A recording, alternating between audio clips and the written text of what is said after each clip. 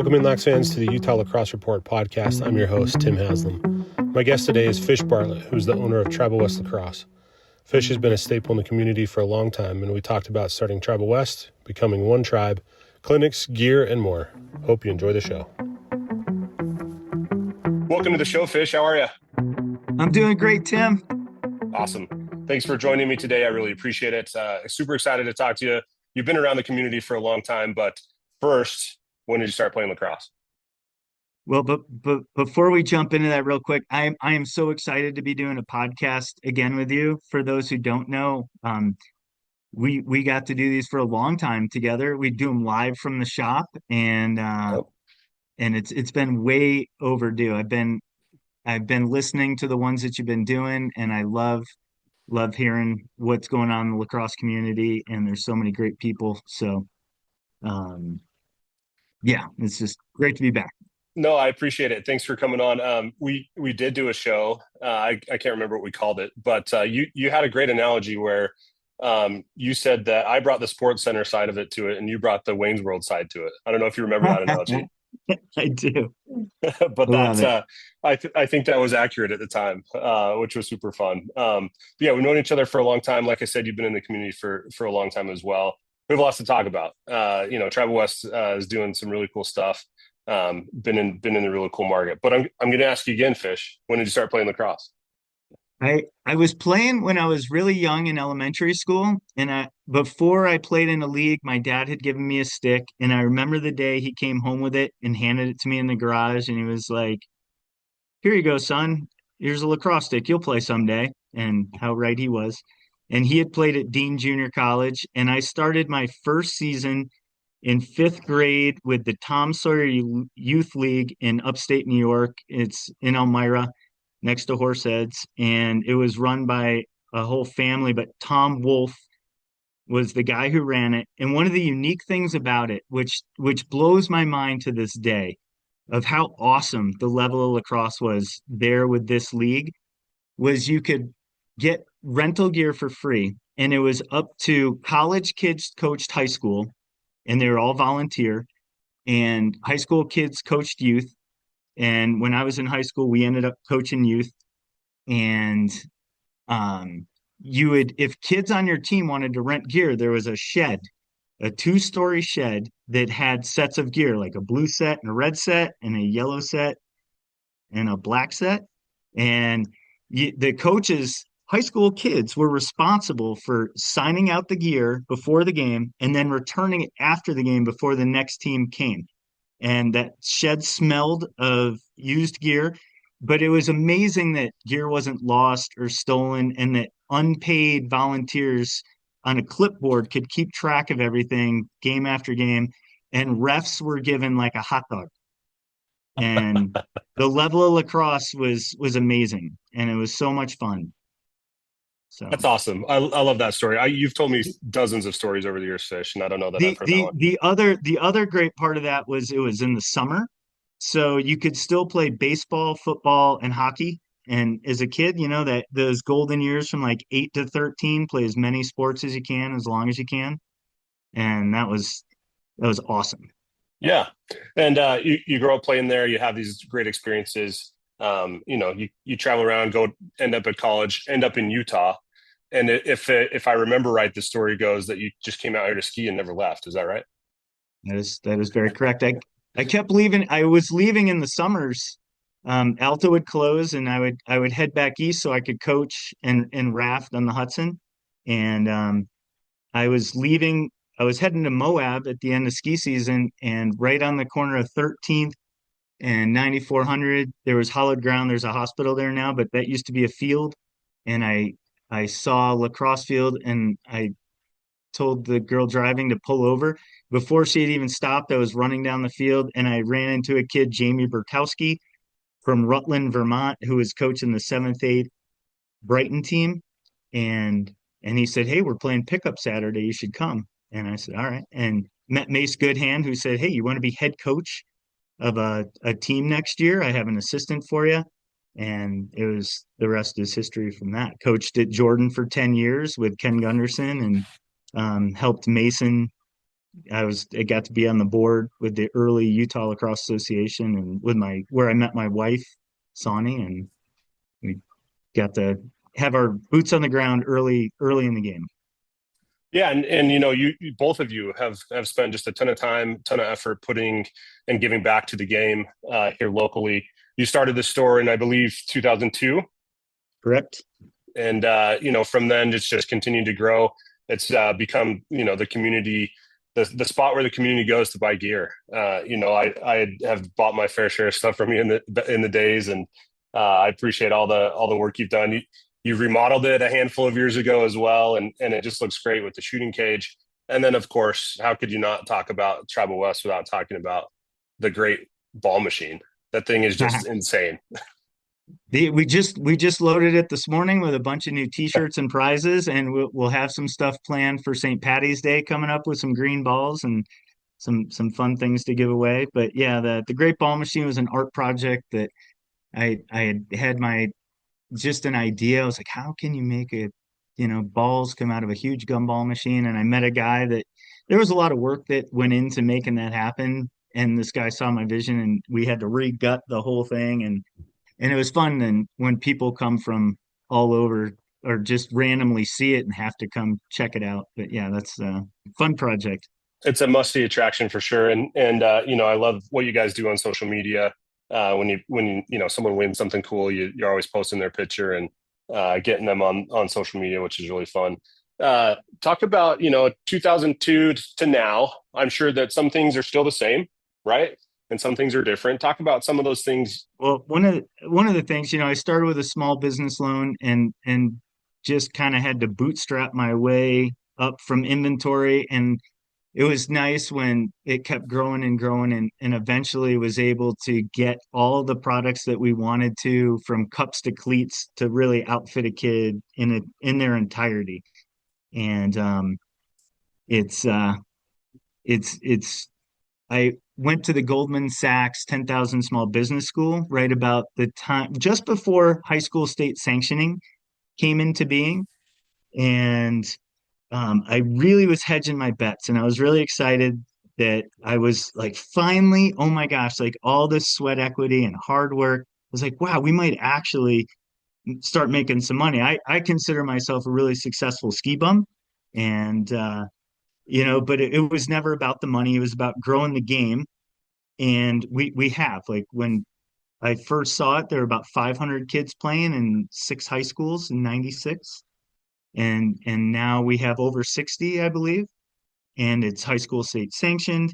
And but what I didn't factor in on the team sales side was that we're fighting ADs and BSN. So and a lot of people, it's grown so much, not everybody knows Fish and Sonny as a household name, or Tribal West.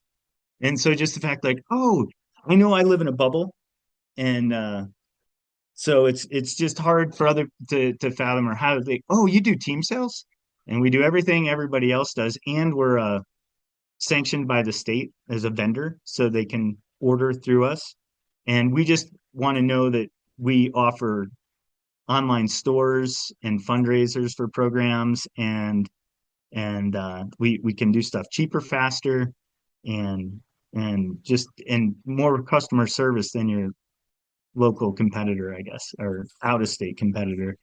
And we're here for them. In fact, we're always trying to find our golden 15 teams that can work with us on pre-orders. It's almost like a co-op.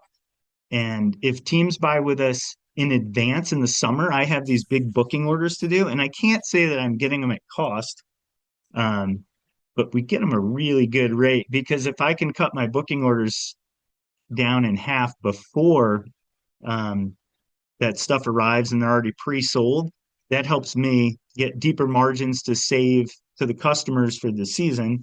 And it also is really going to help new teams out. And we've started so many programs in, almost the last 25 years, that we can overcome a lot of those headaches, because we know what to get, and try to get teams the best bang for the buck. Because at the end of the day, that's why I opened, was to grow the game. And I feel like done my job. Yeah, and you have to have gear to do it. You have to have all the stuff, and having a local source is is the best way. I have a couple examples of this, Fish. And I don't know if you remember this, but when I was at the University of Utah, we were an STX shop for a long time, and we ran out of shafts one day, and so I called STX. They couldn't get me anything. I said, "Hey, what if I went down to Tribal West and picked them up because you had them?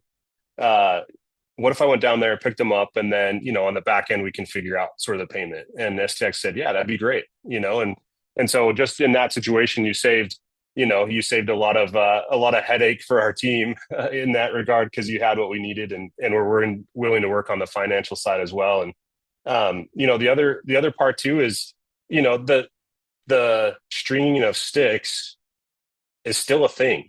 You still have to get your stick strung, whether it's girls or boys. And you guys have always had the best stringers, and can always offer the best advice on pocket shape and all that. And pocket technology has come and gone. But ECD just came out with a 7-diamond mesh that I don't think it's released yet, and it is phenomenal. I love it. Guys are shooting about 5 miles an hour faster with it. It holds a really, really sick pocket, and yeah, that's I new I'm technology. I'm going to put an asterisk on that, because you don't want to promise that in writing, Fish, that they shoot five True, miles fair an hour enough. faster. But I could say that my employee Rory shot 5 miles an hour faster with it, and when we were testing it in the cage. So I love it. No, that's awesome. But you've been just a staple in the community for a long time. Like I said, we've done a lot together over the years. And one of those big things is just community support. You've been a great proponent of anything that I've done. All the University of Utah stuff now runs through Tribal West because of the Maverick affiliation. And you've just been a proponent. You and your wife have coached. Have you refed? Have you been a ref before? I was college certified. Yeah, I Okay. got my Laredo with JD Doyle out of Colorado, and yeah, back in the day, it was fun doing the MCLA games with BYU and the Utes, and yeah, I've refed youth and coached kindergarten to college. So And JD Doyle still is reffing. He actually reffed the Denver Utah game just a few weeks ago. he's the man, absolutely. He's also been around for a long time. There's a couple other things I wanted to hit on. One thing I love about Tribal West is it still looks like you're having fun doing this, Fish. Is that right? I think so. I know we did have the opportunity to sell once upon a time, and my wife just said, well, then what are you gonna do? And I was like, what are you talking about? I guess the whole point for me, I guess if I were ever to sell, would be so I could go surf somewhere. Fun fact, I mean, as much as I love skiing and I love lacrosse, I would prefer to be in the water every day. So if I bring home another surfboard, I might get divorced. She's like, you do live in a landlocked state. And I'm like, yeah, that's true. But So, I'm not a so good surfer. I love it. But no, I was like, I couldn't imagine not, like if I had to work, I love doing what I do. I get to talk lacrosse all day, and it keeps me in contact with really cool people all over the country. We outfit about 65% of the Hawaiian Islands still, and I ship stuff to Minnesota and California, and I just get to talk to people all over the country about lacrosse, which I really still think is funny when people from outside of Utah know of us, and they're like, "Oh my gosh, if you need gear, you just call Fish. Like he's got you covered." And I would love that same reverence, I guess, like is in state, because that's why we're here, right? In fact, Tim, one of the things we were talking about earlier was I'm a real big proponent. I've pushed the new Utah flag that has lacrosse on it, and so we've been selling them at Ute games, and you can win them by Instagramming and tagging through your friends. You can go to our table at the Ute games, and you're like, hey, look, I tagged three of my friends. May I have one of your flag stickers? And my whole thing is like one tribe, right? So here we are, and we were talking about the growth from 6 teams to 60, and we're high school state sanctioned. and we have a Division 1 team. We have a pro team with 2 championships. And just look at UVU playing BYU for the MCLA championship. Out of all the MCLA teams in the country, Utah is on the map, people, right? Like that's something to be proud about. And I grew up in upstate New York. And so there's a big thing about state, right? And like people are prideful of that because we know that that's good roots of lacrosse. But I've been out here longer than I've been there, and I have Utah pride. And I'm trying to share that with that one tribe, #1tribe, and would love for everybody to have a Tribal West sticker on their car and a Utah State flag of lacrosse. Like we got kids playing D1, boys and girls, the Westminster team's Division 2. More and more colleges are picking it up, and it's high school sanctioned, which, as you know, was a long for the kids that are just like, yeah, I play for my high school. Well, that wasn't always a thing, guys. Like we had to fight. There were many people, Craig Morris and Dave Allen and Mike O'Malley, like from the old days, that really rolled up their sleeves and fought long and hard to make that happen. They did, and in fact, in one of my very first classes up at the University of Utah, it was a news writing class. They encouraged us to go find a topic that we were passionate about. And I actually contacted Dave Bratton. So this was going to be 2007. I contacted Dave Bratton and said, hey, I'm curious about sanctioning. And he spent a long time with me going through it all. And that was in 2007. It didn't sanction until 2020. And so to your point, just tons of people behind the scenes working on getting the game to where it is today. You talked about people that have worked at Tribal West, Brad Lavoie, one of them, when he first came Dave out. Bratton was another one. Dave Bratton, Walker Bateman spent time at Tribal West. And so you've just been a staple in the community for a long time. And I love the one tribe mentality, right? We are all in this together. And we've talked about the growth fish, but I also think that we aren't so big that it's not unreasonable to just be part of this one tribe, right? We're still connected. We still have the ability to get to know each other. And anytime we see someone who played lacrosse or loves lacrosse, we embrace them and feel like it's part of the one tribe. I love it. The other question I had for you, when you first started, brick and mortar, right? 2002. Online comes around, obviously the internet was around in 2002, but not a ton of sales going on probably. TribalWestLacrosse.com becomes a thing and you start selling gear online. Talk to us about sort of that transition, that evolution, and where you're at today.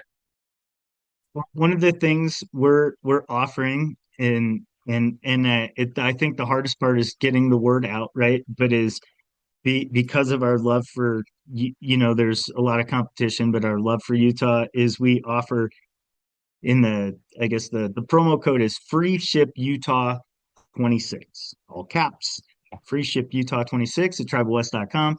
And you can have stuff in a day. Like we know that lax.com and other people have, their web presence is amazing. And I, have to admit, like we're working on it. Right. And it's an ongoing thing that we're really pushing for. And I know that we can't be in everybody's backyard and that there's some commutes here, whether it's from the 20 minutes from Olympus Cove or the people that come all the way down from Park City a lot.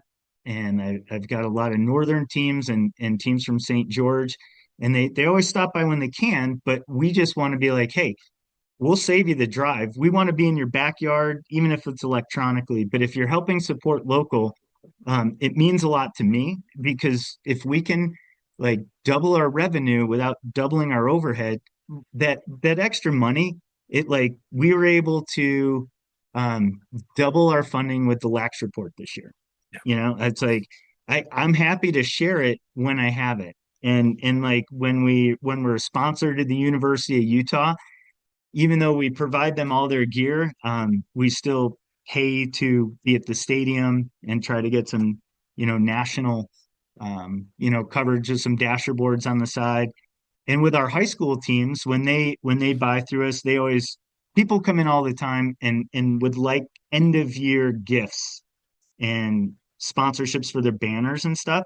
And I'm Right. happy if I had enough money and we were just rolling it, but the pie is only so big, I would sponsor the high school state championship, if the USAL or whatever would allow it.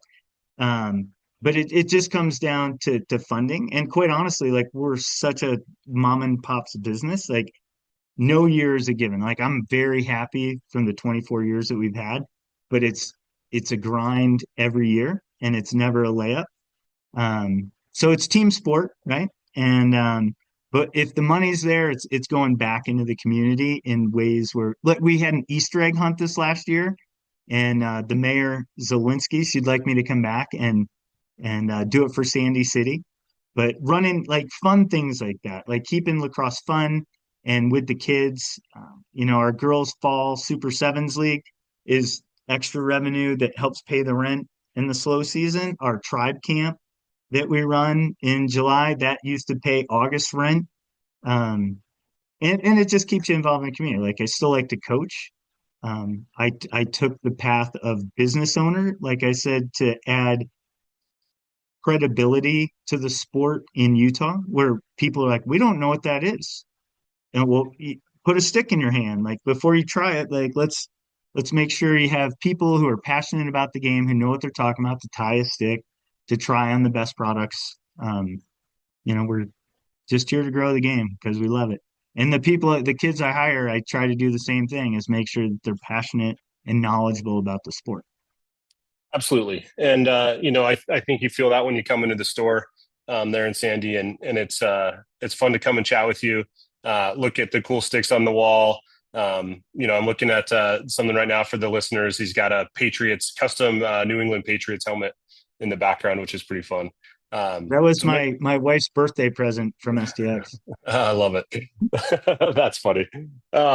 Fish, real quick, I don't know that people understand how new equipment works. And if correct me if I'm wrong, but essentially now, in the spring, is that when you're actually looking at and ordering the equipment for the next year. Is that still the case? We the manufacturers have gotten to the point where they would like their booking orders in May. And so I have to do guesstimate work on colors and sizing and what's going to be hot and not, almost a year in advance. And so will white gloves still be a thing in the future? I don't know. I think so. I think they will. I think white gloves will always be a thing. You're right. But Well, they weren't um, once upon a time, and they've been a staple for a while, which is great. But that's where I would love to get together with the high school teams or the college teams and you know put give them bigger discounts because they're on the early season booking orders and um, yeah. So what you're saying is if there's a team out there right now who knows they're getting new helmets next season, go talk to Fish now, and you can get on the early pricing because, like Fish said, that this is when they're making the booking orders for next year because all that gear has to get manufactured over the summer, assembled, put together. It comes to you roughly in the fall. Um, Early season even. And so these things take time. And so it's important to get in early, especially if you know that you need stuff for next season. And it's tricky, Fish, because the season starts today, right? When we're recording this. right. So it's hard to think even about next year, but that is what you have to do. The colleges are doing it. When I was up at the U, we would be looking at new gear now for the next year. And so it's just part of the game these days, right? That's just what you got to do. Tribal West carries all the favorite brands, Cascade, Warrior, STX, Maverick, East Coast Dives, and String King. I've worked with a handful of those brands as well and love them all. They're all great. Any other things that you want to touch on, Fish? Anything else you want to chat about? I'm really looking forward to, I mean, it's spring, right? It's March, it's our go season. Um, it's kind of just put your head down and work. And we just finished Reynolds. Practices are starting for youth, and games will be starting for high school soon. And I'll be coaching the Brighton 5-6 team this year with Todd Reese. And we have 54 kids. So there'll be an A, B, and a C team. Wow. And we'll be breaking those guys out into groups this week. And It's always, it's always fun to still coach and give back and make, more. The thing is that I feel success on the lacrosse field is if you can make kids passionate about it, put the fun into fundamentals and give them the skills to improve because a kid in fifth grade um, isn't going to be the same kid is a senior, right? So he may be like a wet giraffe walking around, not fully, you know, competent. But if you can instill the love of the game, that'll come over time. So I Absolutely. think a lot of times they get short-sighted and they just look for short-term wins and they just kind of play their best players as opposed to team lacrosse or like that kid in eighth grade is going to be amazing or that kid in high school will have the skill set. You just have to give him a time on the field and let him figure it out. Absolutely. And, again, you and Sonny have been proponents of that for a long time and been just instrumental in our community. And it's been fun to get to know you both through the years. Like we said, doing those shows. I got to find one. I'm sure they're still on YouTube, Fish. I need to look it up. If I find it, I'll put it in the next newsletter. Oh boy, I love it. But yeah, thanks again, Fish, for coming on. For those listening, you can go to tribalwest.com where you can order gear, get free shipping if you live in the state of Utah with free ship Utah 26. But then that's also where you're putting your rental stuff. That's where you're putting your camps for the summer. You've run the Tribe Camp forever, right? How many years have you been doing that? I think just as long. I'm pretty Yeah, sure it's almost hand in hand, 24 years. I was a young man when this started. we all were. Anything special that you're planning for the 25th anniversary? Ooh, that's to be announced. Yeah, but Okay, it'll be good. Yeah, I'm awesome. excited. And then the question that we all want to know, Fish, are we getting Yes, sir. another fishing lure for this summer? Well, we did make a smaller one, and I have had some people reach out about some flies. So, you never know. Okay. And for those who don't know, we came out with a Tribal West spoon that's yellow and silver. It has a lacrosse stick on it, and it says lacrosse. And we've had people send pictures, but we've caught a largemouth, a smallmouth, a striped bass, a catfish, rainbow trout, and a cutthroat. But anybody's welcome to use it, catch it. We'll hashtag it and put it up. But we're seeing how many species we could get. And I've tried in the Atlantic and the Pacific, and I haven't caught a saltwater fish yet. But I'm looking forward to making that happen. Probably just needs to be a little bigger for the ocean. That's my Yeah, that's my uneducated opinion. love it. No, Fish, thanks again for joining us. We really appreciate it, and we'll see you on the sidelines. Thanks for all you do, Tim. The Lax Report's awesome. Keep it going. Have a great spring.